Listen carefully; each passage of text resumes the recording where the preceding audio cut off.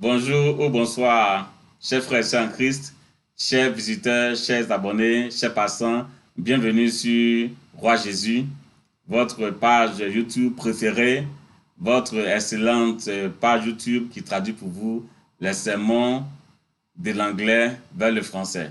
Pas seulement des sermons, mais nous faisons aussi de l'actualité. C'est quelque chose que nous voulons ajouter, que nous avons ajouté à notre acte.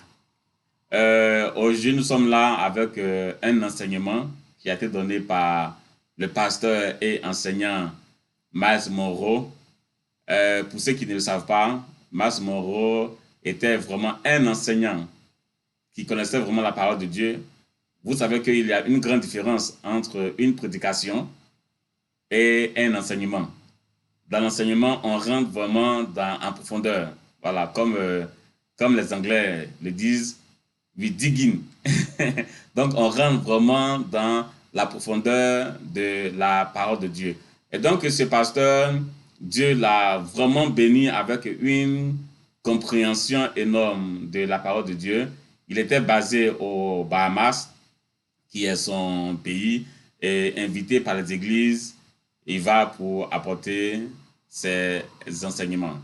Et donc, c'était dans l'un de ses voyages pour aller dans cette conférence-là en novembre 2014 que son avion s'est écrasé. Et je crois qu'il y avait 9 personnes à bord.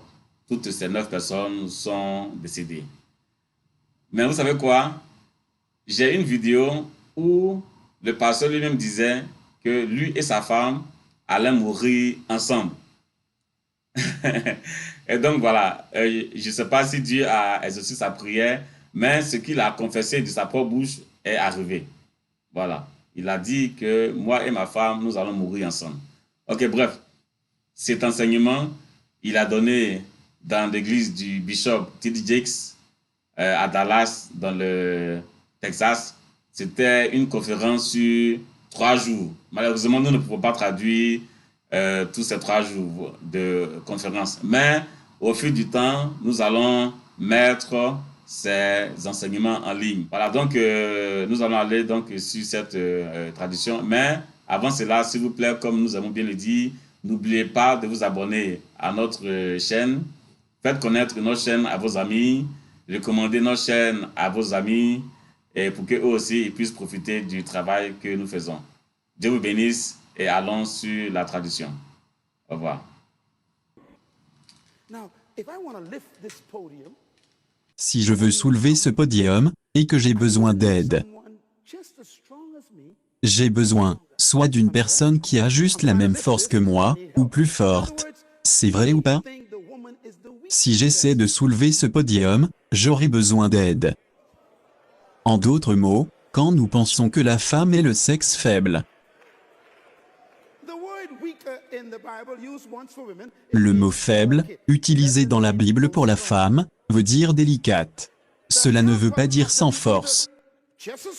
L'aide doit soit avoir la même force que toi, ou soit plus forte, pour t'aider dans ton travail. Les hommes considèrent les femmes comme des menaces, parce que ces hommes n'ont aucun travail à proposer à la femme de faire.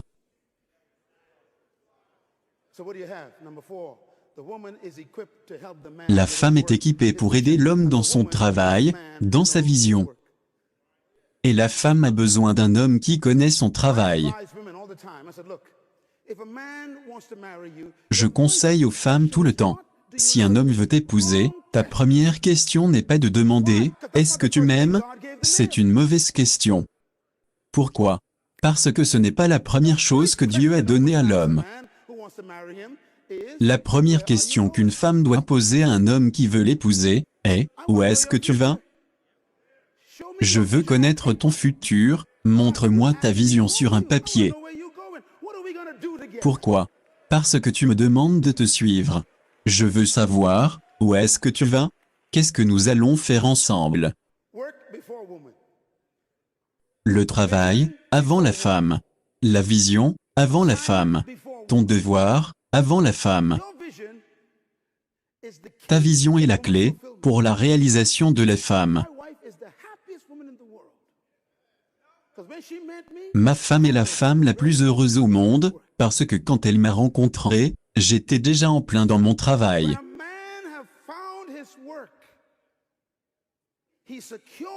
Quand un homme a trouvé son travail, il a sécurisé la paix de la femme. La femme ne vient pas pour compétir avec toi, elle vient pour te compléter.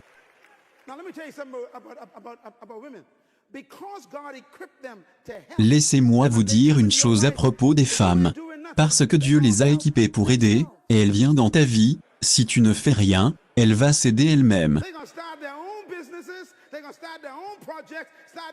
Elles vont commencer leur propre business, elles vont commencer leur propre projet, elles vont commencer leur propre ministère parce que tu ne fais rien. Tu sais ce que ta femme est en train d'attendre? C'est un plan. Quand tu quitteras cette conférence, tu dois aller à la maison avec une vision pour ta famille. Dis à ta femme, chérie, j'ai un boulot, mais j'ai mon travail à faire ici. J'ai des idées. Une autre chose très intéressante.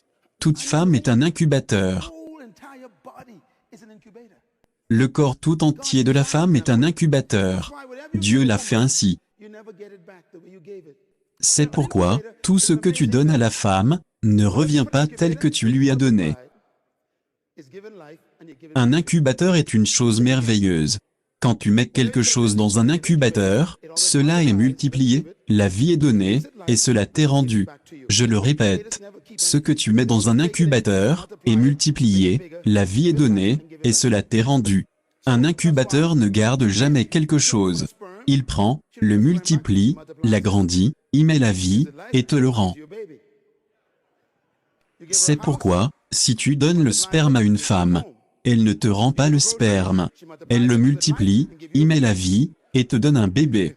Tu lui donnes une maison, elle le multiplie, et te donne un foyer. Tu lui donnes des épices, elle le multiplie, et te donne un repas. Tu lui donnes des mots, elle le multiplie, et te donne des phrases. Vrai? Donc tu lui donnes des frustrations, elle le multiplie, et te donne l'enfer.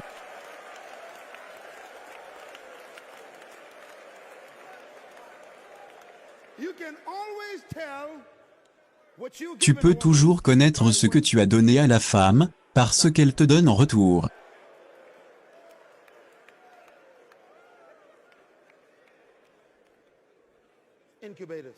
Incubateur. Elle vient dans ta vie pour t'aider. Prenez note. La femme est frustrée par tout homme qui ne connaît pas sa vision, son travail dans la vie, qui ne sait pas ce qu'il va devenir. C'est pourquoi j'apprécie cette conférence, Puissance masculine, qui se tient durant quelques jours, qui nous aide à résoudre les problèmes de base, pour que nous préservons nos femmes de frustration.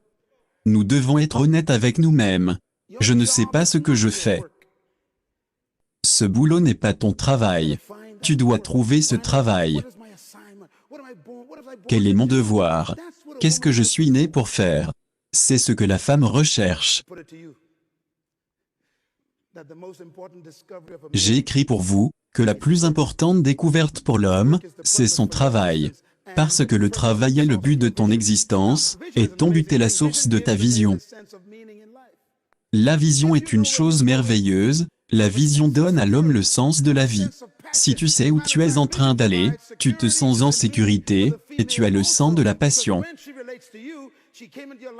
Par ailleurs, la vision procure la sécurité, et un sens aussi pour la femme, parce que quand elle se réfère à toi, elle sait qu'elle est venue pour t'aider à faire ce que tu es en train de faire.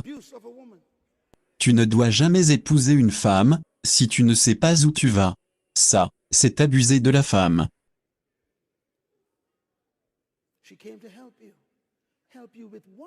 Elle est venue pour t'aider. T'aider à faire quoi? C'est cela la question. C'est pourquoi, ces jours sont vraiment importants. Nous ne pouvons pas aller de l'avant avec des hommes confus. Ta femme est calme, mais elle est frustrée calmement. Parce que tu ne lui dis pas ce que vous devez faire. Qu'est-ce que nous faisons dans cette maison?